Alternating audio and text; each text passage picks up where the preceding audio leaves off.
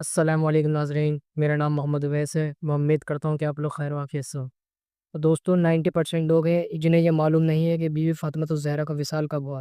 तो दोस्तों जब बीवी फ़ातिमा ज़हरा का विसाल करीब आया, तो बीवी फ़ातिमा ज़हरा ने अपने पूरे घर में सफाई लगाई। जब हज़रत अली घर में तशरीफ़ लाए, तो उन्होंने देखा और कहा कि लगता है खातून जन्नत की तबीयत दुरुस्त हो गई है।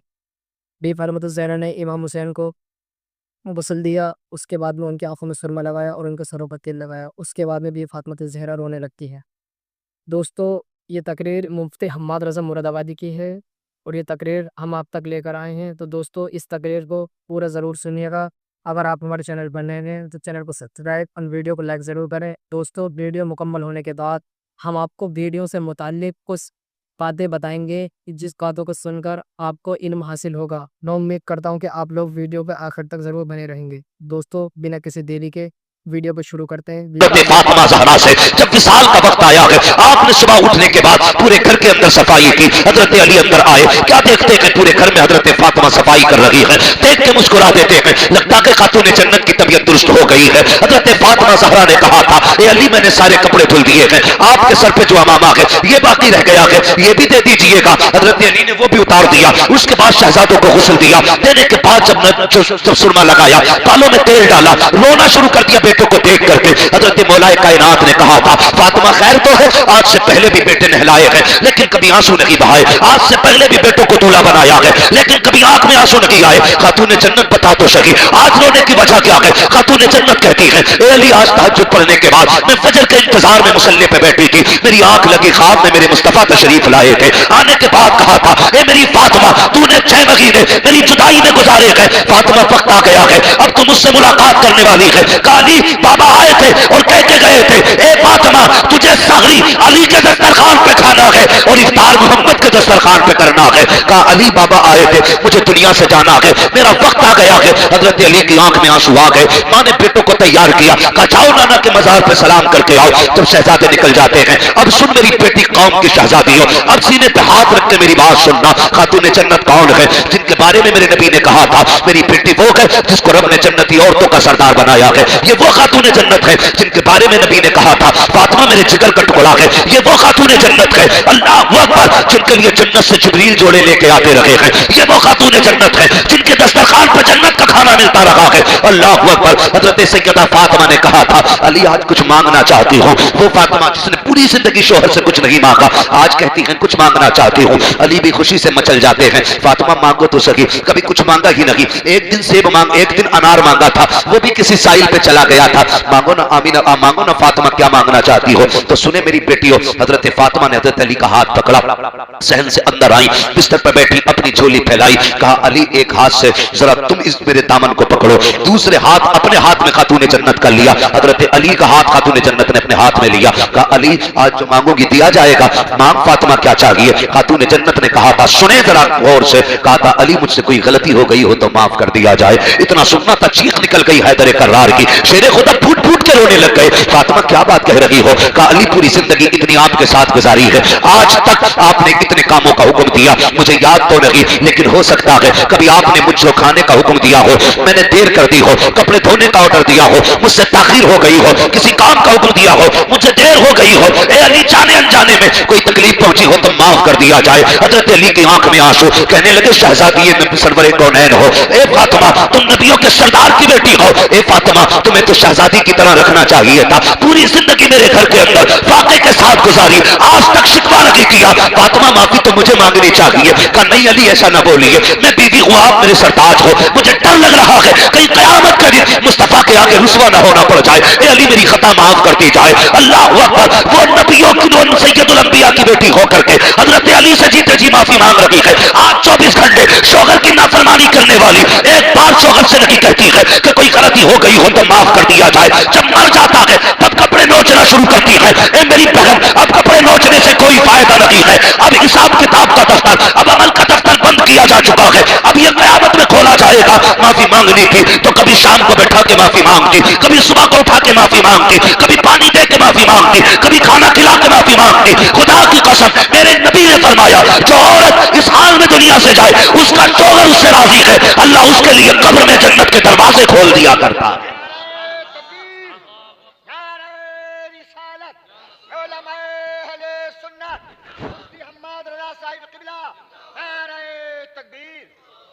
हम तो माफी भी तब मांग रहे हैं ना जब काम खत्म हो गया।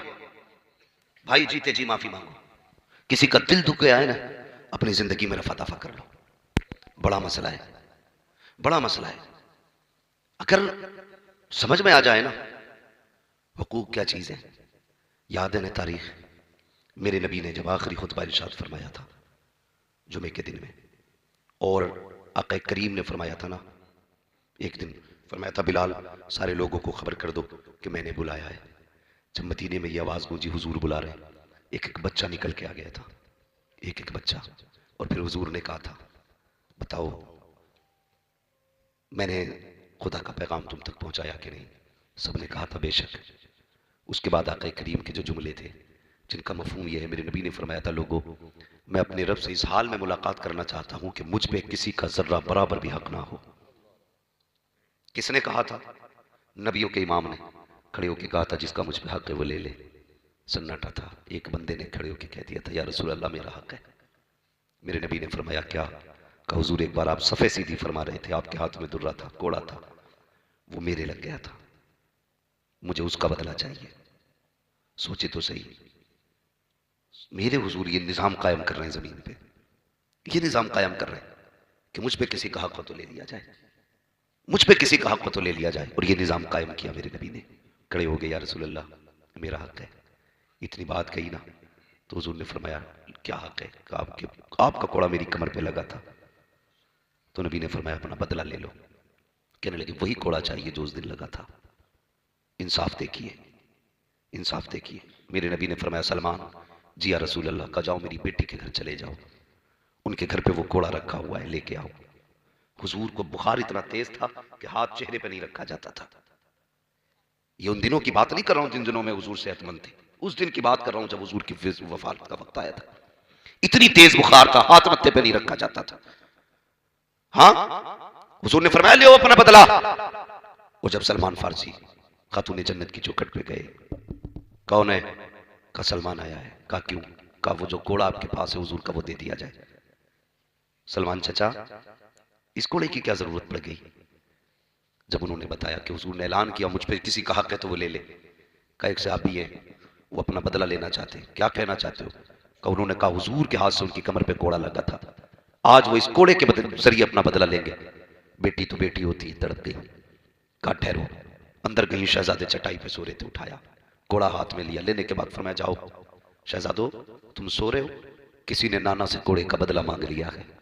तुम्हें पता है ना मेरे बाबा की तबीयत खराब है, कोई भी कीमत देनी पड़े शहजादो कीमत अदा कर देना, एक कोड़ा मेरे बाबा के बदन पे नहीं लगना चाहिए। शहजादे आ गए थे, बात तवील हो जाएगी, मैं बस बताना ये चाहता हूं हुजूर ने उस दिन इंसाफ कायम किया। कोड़े आ गए, कोड़ा भी आ गए, शहजादे आ गए। कहने लगे सलमान चाचा बताओ ना वो कौन है जो हमारे नाना से बदला लेना चाहता है। इशारा किया उकाशा की जानिब, दौड़ के हाथ पकड़ लिया। कहने लगे चाचा एक कोड़े के बदले में 100 मार लो लेकिन हमारे नाना को दुख ना दो। मामला कुछ और था उस दिन। सारे साहबा ने गिरिया उजारी की।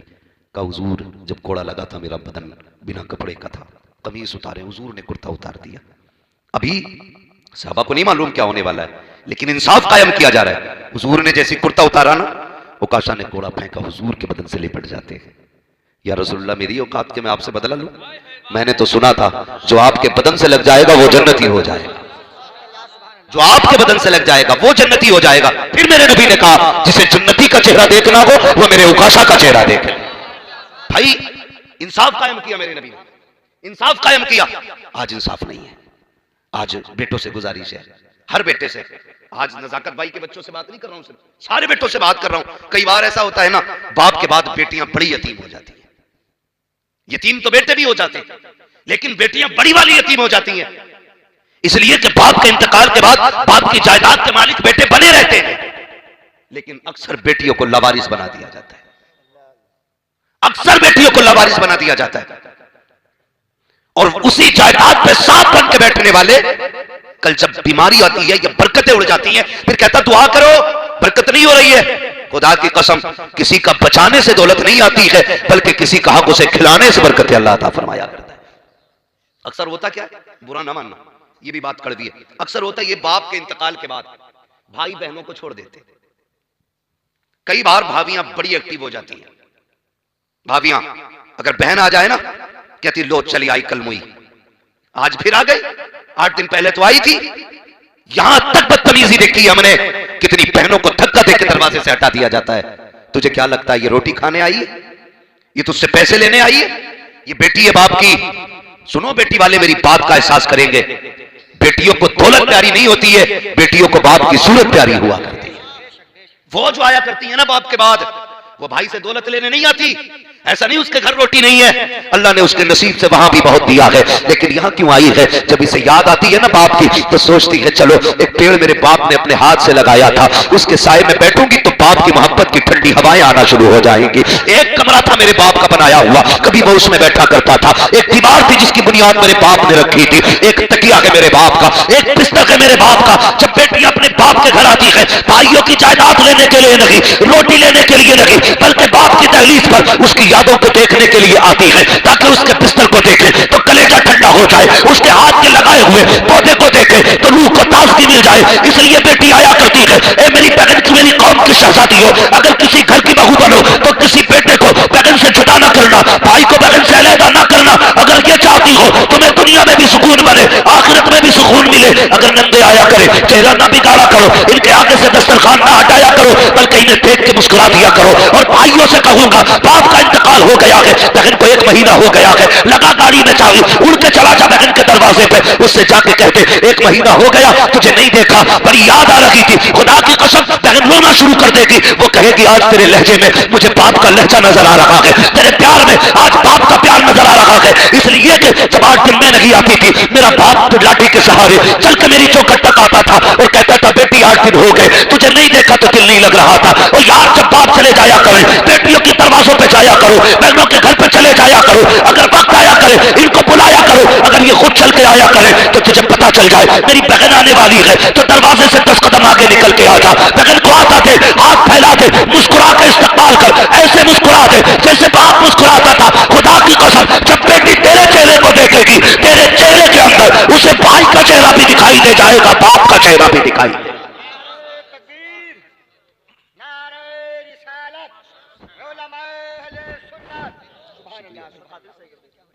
भाई अल्लाह आपको सलामत रखे, बाप के बाद कभी बहनों को लावारिस मत होने देना। और सुनो वजीफा मैं बता के जा रहा हूं, जब घर में बरकत ना हो, बहन हो बेटी हो, बैठा कभी आगे और बैठा के हाथ उठा कि मालिक इस बेटी के सदके में रिज्क के दरवाजे खोल दे। तेरे हाथ उठेंगे, मेरा ईमान कहता है अगर तूने सच्चे दिल से बेटी की खैरात मांग ली, हाथ नीचे आने से पहले अल्लाह अर्शों से तेरे रिज्क का इंतजाम फरमा दे। लेकिन ये हमारी नाकामी है, किस्मत। क्या कहें हम अपने आप को, हम बाप के इंतकाल के बाद ऐसे हो जाते हैं जैसे अब हमारा किसी से कोई रिश्ता ही नहीं है, ताल्लुक नहीं है। हम बेटी वाले लोग हैं, जिन जिन के घर में बेटी है खुदा की कसम जानते, अल्लाह ने बेटे भी दिए बेटियां भी दी हैं, लेकिन जितना प्यार बेटी करती है उतने बेटा नहीं किया करते। हाँ, हम हमारा रात दिन का सफर करके घर आना है, बेटा दौड़ के नहीं आता, बेटी पहले दौड़ के दरवाजे के बाहर आ जाती है। क्यों? अल्लाह ने बेटी के अंदर प्यार रखा है।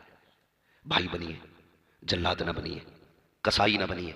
और ये जो रिवाज चल रहा है ना जहेज का, मैं तो कहता हूं अगर हमसे बहन बेटियों को उनका जो शरीयत ने हक रखा है ना मालियत में, वो देना शुरू कर दें तो जहेज की लानत का जनाजा ही निकल जाएगा। मुरव्वजा जहेज जो आजकल चल रहा है, कोई नहीं मांगेगा यार तुमसे गाड़ी, तुम अपनी बेटियों को हक दो, दूसरों की बेटियां तुम्हारे घर में अपना हक लाएंगी, फिर अल्लाह बरकत अता फरमाएगा।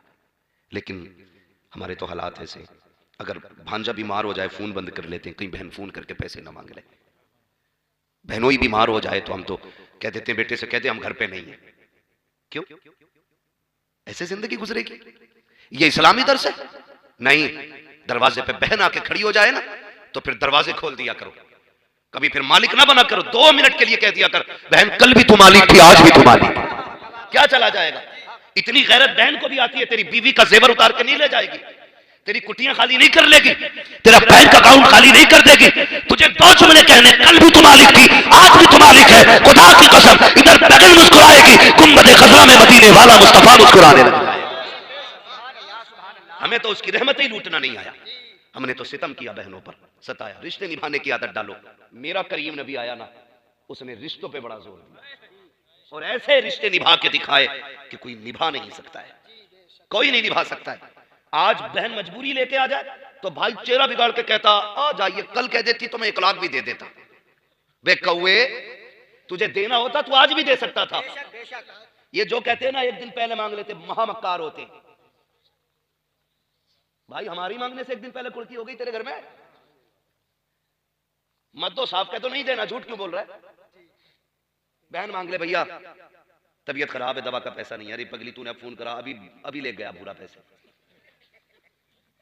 हाँ अभी लेके चला गया भूरा, थोड़ी देर पहले फोन कर देती तो मैं क्या करूं। चल पगली चल ठीक है, तू देख फिर मैं देखता हूं, ये कह के बात खत्म कर दे। ये रिश्ते होते। चल मदीने वाले की चौखट पे हुजूर हैं, मैं अभी सगे रिश्ते की बात नहीं करता, एक दूर के रिश्ते की बात करता हूं। हुजूर एक दिन सहाबा की महफिल में बैठे, थके तो नहीं है भैया, जरा कह दें या रसूल अल्लाह, अल्लाह सलामत रखे। नौजवानों, मैं अक्सर नौजवानों से गुफ्तगू इसलिए करता हूं कि ये मुफ्ती साहब नौजवान हमारे दीन का मुस्तकबिल, दीन का मुस्तकबिल है। इंशाअल्लाह दीन की जिम्मेदारी आने वाले दौर में इन्हीं के कंधों पे आनी है।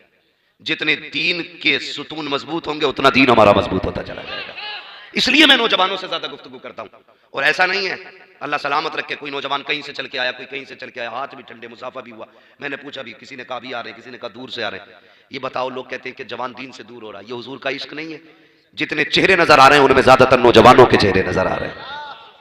कल भी नौजवान हुजूर से कसरत से प्यार करते थे और आज भी कसरत से प्यार करते, और ऐसा नहीं तब्दीली आई है, चेंजिंग हुई है। जो लोग कहते हैं जलसों से फर्क नहीं पड़ा ना, वो गलत कहते हैं। हमसे हजारों नौजवानों के फोन आके उन्होंने कहा जब से गुफ्तगू सुनी है मैंने किसी बेवा से निकाह किया। कोई कहता मैंने बिना जहेज के निकाह किया है, कोई कहता मैंने बिना डिमांड के निकाह कर लिया, कोई कहता मैंने फला के अपनी बेटी के साथ 4 गरीब बेटियों की शादियां कराई है। तो दिल ठंडा होता है, फर्क पड़ा है, ऐसा नहीं है। जो नौजवान रातों दिन गाने सुनते थे आज अल्लाह और उसके रसूल की नातें सुन रहे हैं। ये तब्दीली कैसे हो गई? तुम उनकी महफिल में बैठने लग गए, मदीने वाले की नजर तुम पे होने लग गई है। और जिस पे हुजूर की नजर हो जाए उसकी दुनिया भी बदल जाती है, आखिरत भी बदल जाती है। हाँ, वरना मेरी क्या औकात, मुफ्ती साहब क्या, जुबैर भाई का, किसकी क्या औकात जो किसी को बदल दे। दौर तो इतना सख्त है, बेटा बाप की सुनने तैयार नहीं, हमारी कौन सुनेगा।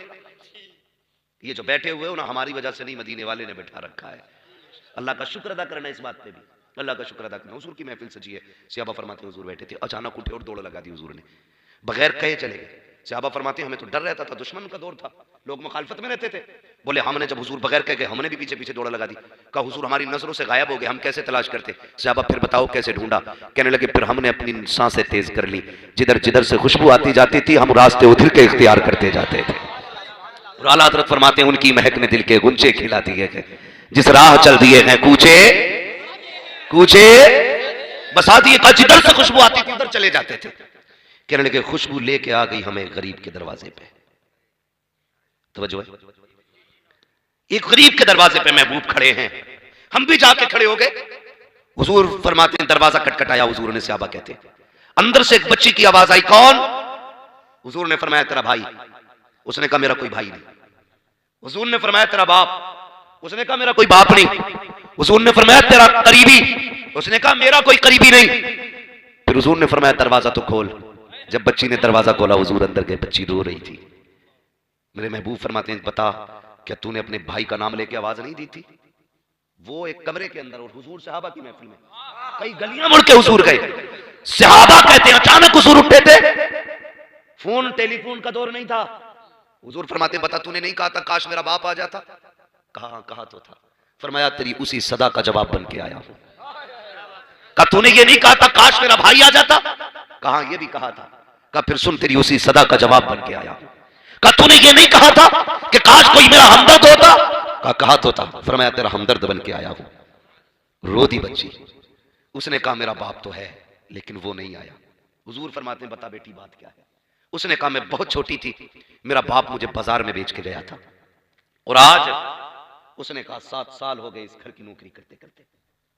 कहा इतना सितम मेरे ऊपर होता है कि काम पूरा ना हो तब भी मारा जाता है, अगर बीमारी में लेट जाऊं तब भी मारा जाता है।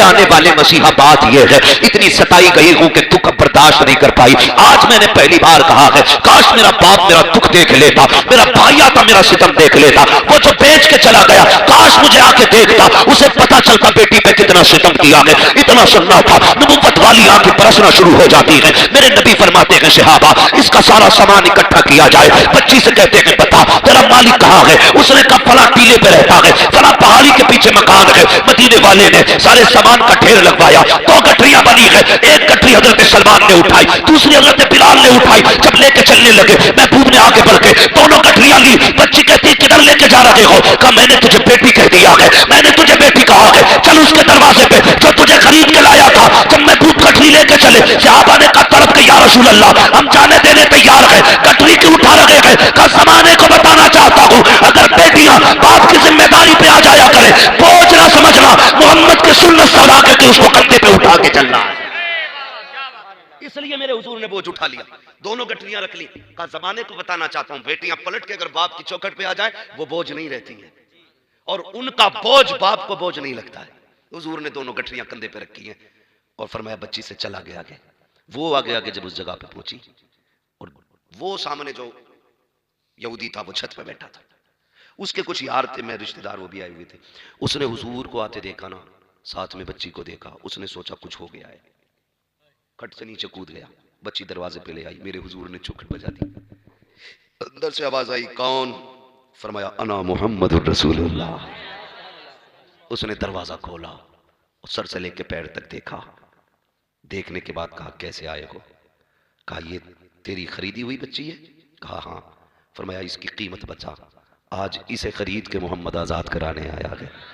जैसी इतनी बात सुनी ना उसने कीमत तो कुछ नहीं बताई, दौड़ लगा दी। अंदर गया, जाने के बाद बड़ी पुरानी किताब उठा के लाया, अपने बुजुर्गों की किताब लाने के बाद उसने कहा थोड़ी मेहरबानी करेंगे? कहा क्या? कहा जरा थोड़ा सा अपना कॉलर का बटन खोलें, मुझे कुछ देखना है। महबूब ने थोड़ा सा बटन खोला, उसने किताब के वर्क पलटे, वर्क पे वर्क पलटता रहा। उसने फिर पूछा कहाँ के रहने वाले हो? कहा मक्के के। कहा बाप का नाम क्या है? कहा अब्दुल्ला। खानदान का नाम क्या है? कहा कुरैश। उसने जब इतना सुना दौड़ के गया, अपने रिश्तेदारों के हाथ पकड़े बाहर लाया। कहा किताब तुम पढ़ो, वजाहत मैं कर रहा हूँ। पूरे रिश्तेदार खड़े हैं। कहा हमारी किताब बता रही है जो आखिरी पैगंबर होगा खानदान कुरैश से होगा, अब्दुल्ला का लख्त जिक्र होगा, आमिना का राज दुलारा होगा। कहा हमारी किताब बता रही है इंसानियत का ऐसा सबक देगा कि वो एक बच्ची को आजाद कराने के लिए उसका बोझ अपने कंधे पे लेके आएगा। कहा देखो तो सही, एक एक लाइन से एक एक आदत मिलाओ, आंखें भी वैसी जो किताब ने कहा है, चेहरा भी वैसा है जो किताब कह रही है। ये देखो कंधे पे गठरी भी है, ये देखो बच्ची भी है। मेरे नबी फरमाते हैं ताखीर न कर कीमत बचा। उसने रो के कहा था कहा सिर्फ बच्ची आजाद कराने आए हो? कहा हाँ। उसने कहा या रसूल अल्लाह अब से बेटी को आजाद न कराइए, हाथ बढ़ाइए, हमें भी कुफ्र से आजादी अता फरमा दीजिए। हाँ ये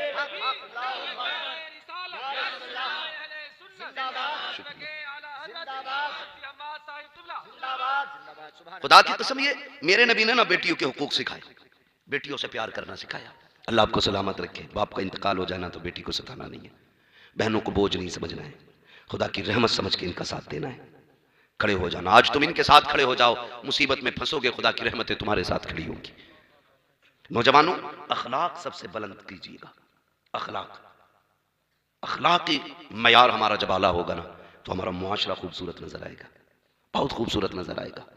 मेरे मुस्तफ़ा की दी हुई एक एक तालीम पे अमल करने की कोशिश करें।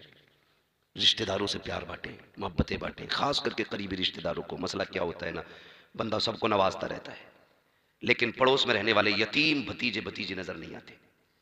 दुनिया को बांट देगा पैसा, अपने सगों को देने के लिए बंदा तैयार नहीं होता है। खुदारा आपको अल्लाह तौफीक देना। अपने बच्चों के लिए 1000 का सामान खरीद रहे, 500 रुपए का सामान यतीमों के लिए भी लगा दे।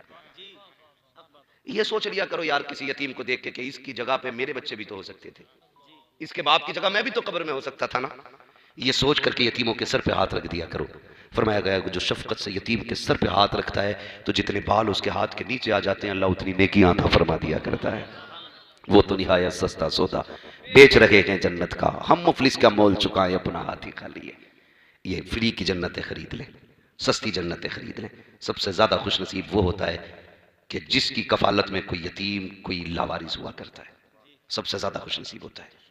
और कीजिएगा ये काम, गौर कीजिएगा, यतीमों से प्यार करें, गरीबों से मोहब्बत करें, रिश्तों को निभा के चले। जाना है तो जीते जी जिनका दिल दुखाया उनसे माफ़ी मांग ले। अपनी ज़िंदगी में लोगों से जीते जी माफ़ी मांग जाए। बहनों से गुजारिश करूंगा अपने शोहरों से अपनी उन्हीं की ज़िंदगी में माफ़ी मांग लेना। मरने के बाद उन्हें नोचने से नतीजा कुछ नहीं होने वाला। अगर अल्लाह उसे मौका दे दे उठ के थप्पड़ और मार देगा वो। कि आप मरने के बाद तो चैन से लेटा नहीं दे। तो थोड़ा सा इस बात का ख्याल करना है। अपने जितने भी आपको ये एहसास हो कि भाई मुझसे फलां का दिल दुख गया है, तो उससे माफ़ी मांग लेनी है। अल्लाह हम सबको मरने से पहले तौबा की तौफीक नसीब फरमाए, नेकियां करने की तौफीक अता फरमाए। आली जनाब मरहूम नज़ाकत साहब आज वो हमारे बीच नहीं है, ऐसे ही कितने लोग धीरे धीरे हमारे बीच से ख़त्म होते चले जा रहे हैं और ख़त्म हो जाएंगे। हमें लगता है अपने जीते जी हम जाएंगे तो कोहराम होगा, हम जाएंगे तो हंगामा होगा। कुछ नहीं, तीजे तक वो सारी जगहें भर जाया करती हैं। जो यार छोड़ के जाओगे वो यार और किसी को यार बना लेंगे, जो जायदाद छोड़ के जाओगे उसे बेटे बांट लेंगे, जो भी आप छोड़ के जाओगे तुम्हारा कुछ नहीं रहने का है, सब दूसरों पे चला जाना है। तो ये ज़रूरी नहीं है कि इस चीज़ का इंतज़ार करें मौत आएगी तो देखा जाएगा। आज ले उनकी पनाह, आज मदद मांग उनसे, कल न मानेंगे क़यामत में अगर मान गया। फरमाया गया वाअतसिमू बिहब्लिल्लाहि जमीआ, अल्लाह की रस्सी को मजबूती से थाम लो। हाँ, मजबूती से थाम लो। नौजवानों, कोशिश ये करनी है अपनी ज़िंदगी में कभी किसी का दिल नहीं दुखाना है। करेंगे इंशाअल्लाह, अल्लाह तौफीक देगा तो दूसरों की मदद करेंगे इंशाअल्लाह। हाँ, उन अमीरों से बच कर रहना जिनके कुत्ते हजारों की जैकेट पहनते हैं और गरीबों के बच्चे सर्दी में भी गर्म कपड़ा नसीब उन्हें नहीं होता है। ऐसा नहीं बनना है। हमें कोशिश ये करनी है, हमारे पास अल्लाह ने दिया है, कोई बात नहीं, हम पिछले साल के गर्म कपड़ों से काम चला लेंगे। आज हमारे पैसे से किसी गरीब के बच्चों का गुजारा होना है तो कराना है, कराएंगे इंशाअल्लाह। सारे बोले इंशाअल्लाह। और कोशिश ये करें कि अपनी जिंदगी में एक नेक काम ऐसा जरूर कर दे कि याद रहे कि इंशाअल्लाह ये हमारी बख्शिश का जरिया बनेगा। एक काम जरूर ऐसा करना है। और हमने देखो 40 साल बर्थडे मना रहा बुढ़ा भी, कह रहे आप 55 साल हो गई, मैं बर्थडे बनाना चाहता हूँ। दांत लगवा ले भाई, इसमें से बार बार हवा निकल रही है। बर्थडे मना रहा, टाइम से पहले अगरबत्ती पे फूंक पहुंच गई, मोमबत्ती पे बुझ गई। हाँ, क्योंकि सांस ही दांतों में गुआ रहा उसके।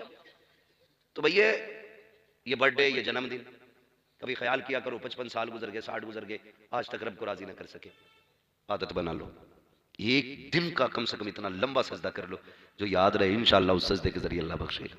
और अल्लाह बड़ा करीम है, वो बहाना ढूंढता है। उसकी रहमतों को बहानों की जरूरत होती है। रहमत हक बहाना नहीं जो है, अल्लाह की रहमत बहाने तलाश करती है। वो तो बख्शना चाहता है, उसे क्या फायदा कोई दोज़ख में जाए, वो तो चाहता है कि तुम्हें जन्नत दे, तुम्हारे लिए जन्नत बनाई है उसने। और ये सच है, जब कहीं हुजूर की बातें होती हैं और उसके नाम से होती है ना, जो मर जाता है तो फरिश्ते उसकी कब्र में ना सवाब की गठरियां लाके खोलते, तो वो फरिश्तों से पूछता भी अंधेरा था उजाला कैसे हो गया? का पता नहीं, तेरे बेटों ने, तेरे भतीजों ने, तेरे भाइयों ने आज तेरे इसाले सवाब के लिए हुजूर की महफिल सजाई, जुबैर हसानी ने हुजूर की नात पढ़ी है, अल्लाह ने उसके बदले में तेरी कब्र में नूर अता फरमा दिया है। तो ये इसलिए महफिल सस्ती, वो बड़ा करीम है और उसकी रहमत पे 100% उम्मीद है। उसे एक बार या करीम कह दो, वो 70 बार कहता मांग मेरे बंदे क्या मांगता है। आज हम कहते हैं करीम, मास्टर नज़ाकत साहब की मग़फ़िरत फरमा दे। रहीम रहमान, मास्टर नज़ाकत साहब की मग़फ़िरत फरमा दे। वो बड़ा करीम है, इंशाअल्लाह वो अपने महबूब के सदक़े में मरहूमों को बख्श देता है। हाँ, मंगतों का हाथ उठते ही दाता की देनती, दूरी कबूल अर्ज में बस हाथ भर की है। मांगेंगे मांगी जाएंगे, मुंह मांगी पाएंगे, सरकार में न लागे न हाजत अगर की है। हाँ, लबवा हैं आंखें बंद हैं, फैली हैं झोलियाँ, कितने मज़े की भीख तेरी पाक दर की है। लोगों, नौजवानों, बदलो अपने आप को।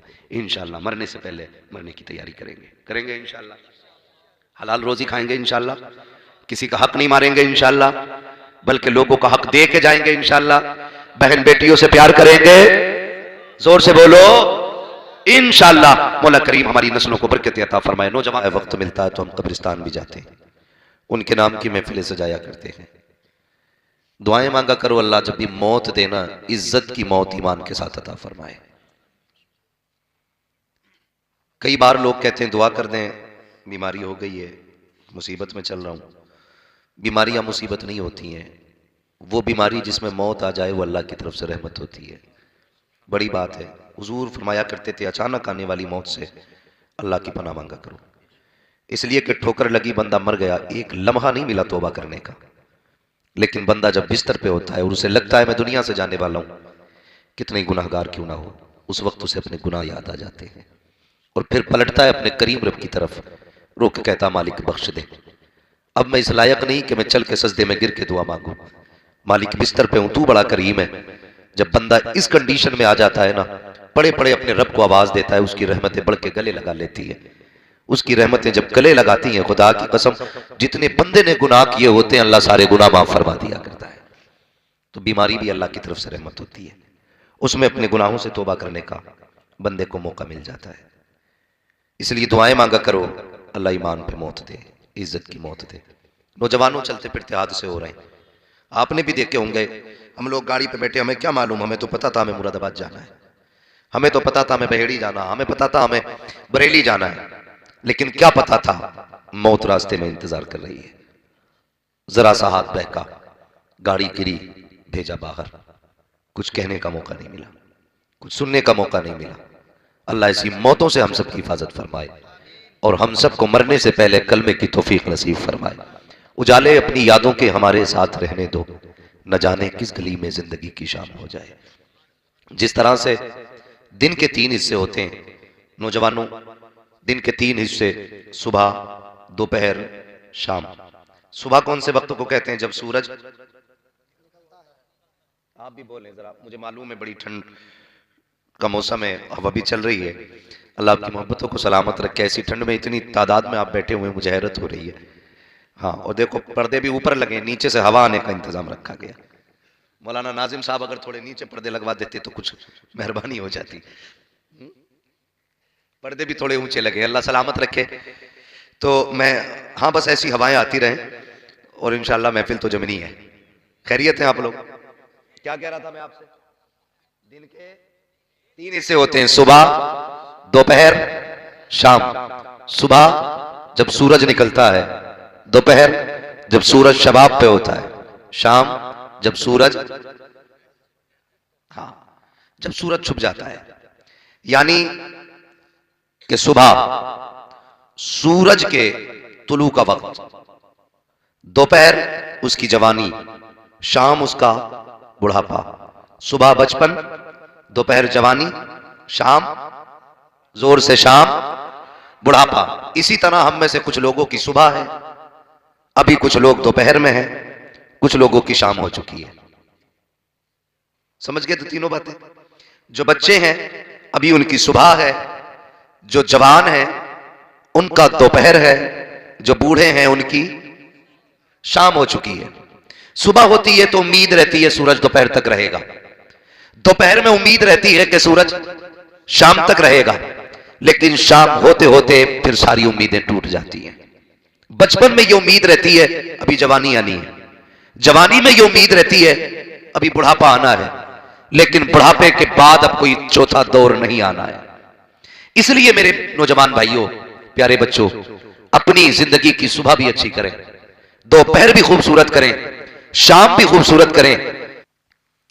या खुदा बहरे जनाब मुस्तफ़ा इमदादकुन, या रसूल अल्लाह अज़ बहरे खुदा इमदादकुन, या शहीद करबला, या दाफ़िए करबो बला, कुल रुखा शहज़ादे कुलगों क़बा इमदादकुन, गौसे आज़म बमने बेसरो सामा मददे, क़िबले दी मददे, काबे ईमा मददे, बगिरदाबे बला उफ्ताद कश्ती, मददकुन मददकुन मददकुन, या मुईन अद्दीन चिश्ती, कादरी यमुना रहे, या गौसे आज़म मीज़नम, तमज़ शेख अहमद रज़ा खां कुतुब आलम मीज़नम, बलगल उला बिकमालिही, कशफत दुजा बिजमालिही, हसनत जमीउ खिसालिही, सल्लु अलैहि व आलिही।